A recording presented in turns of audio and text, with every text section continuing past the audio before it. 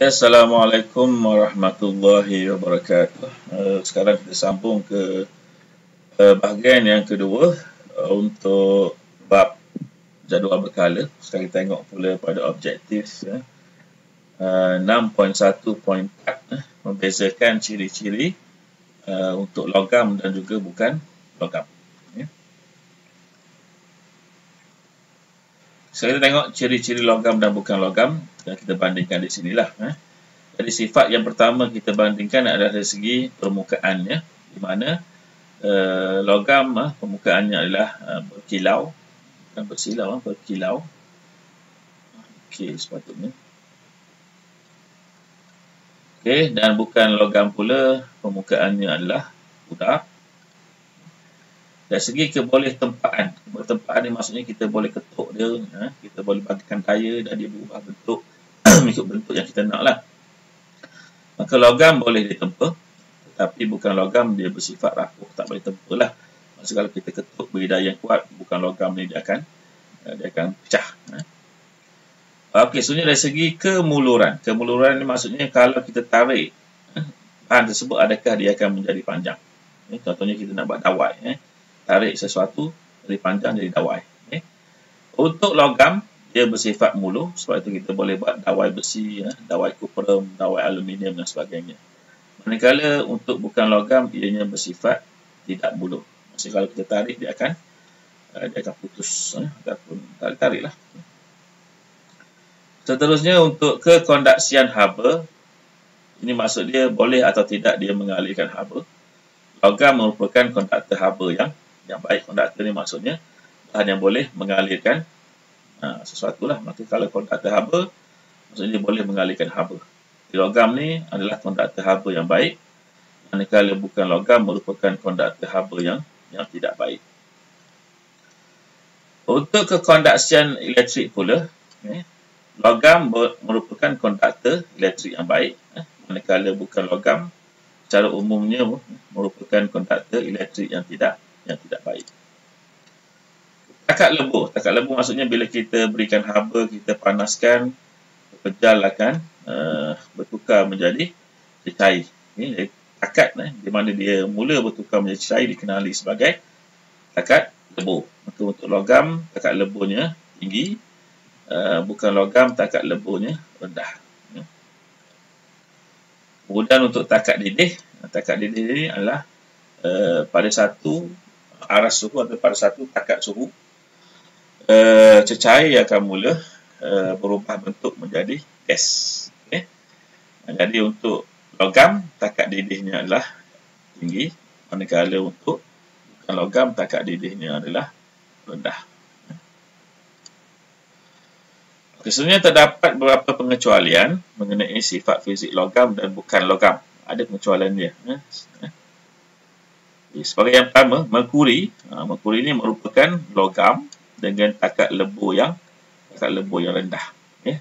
Oleh sebab itu, merkuri boleh wujud dalam bentuk cair pada suhu bilik. Suhu bilik bersamaan dengan 27 darjah Celsius. Okey, yang kedua, karbon yang merupakan bukan logam dengan kekondaksian elektrik yang baik. Maksudnya dia boleh digunakan untuk mengalirkan arus elektrik sebab dia merupakan konduktor elektrik yang baik. Jadi walaupun karbon ini sebenarnya adalah bukan logam. Jadi ini antara pengecualian dia lah. Okey, sekarang kita tengok pada objektif 6.1.5 menghargai ketertiban unsur yang wujud dalam alam ini dan membolehkan manusia menemui serta menyusunkan ketertiban ini dalam bentuk jadual. Pertama, kajian saintifik yang bertahun-tahun lamanya diperlukan untuk mengesahkan sifat sesebuah unsur ini ayat ni salah. Kajian saintifik yang bertahun-tahun lamanya diperlukan untuk mengesahkan sifat sesuatu unsur sebelum boleh disusun ke dalam jadual berkala. Kajian akan dibuat oleh saintis lah.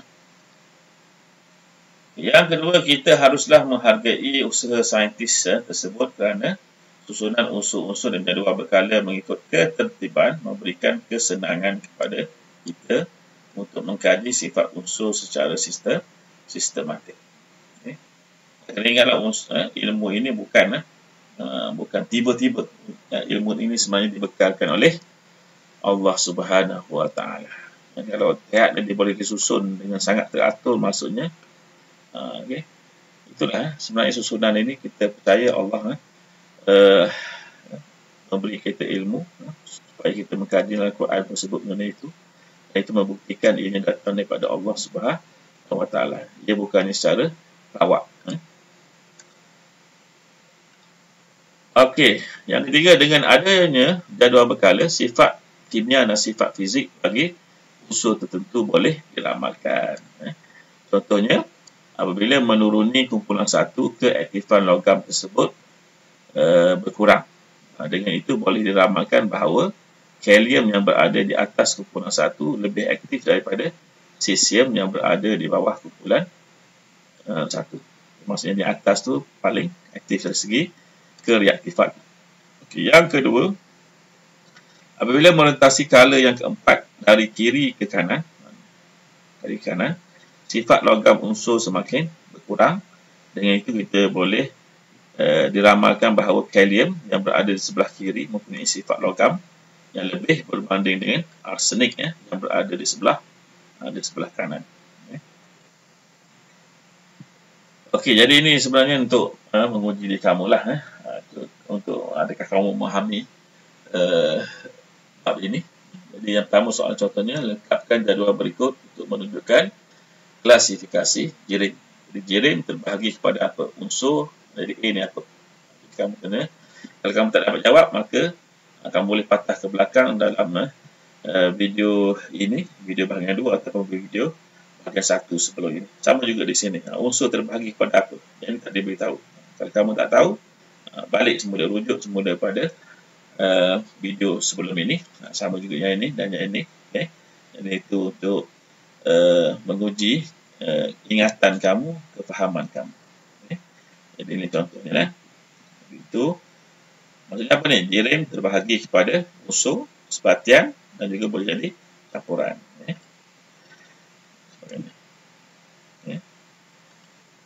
Okey, yang kedua. Ini untuk kamu uji diri kamu. Jika kamu ingat atau tidak mengenai sifat logam dan juga bukan. Logam ini sangat penting lah. Jadi kamu kena ingat. Apakah sifat logam dan juga bukan logam. Okay.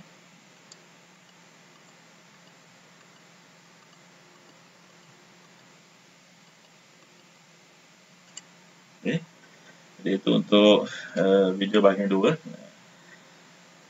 Okay. Assalamualaikum warahmatullahi wabarakatuh.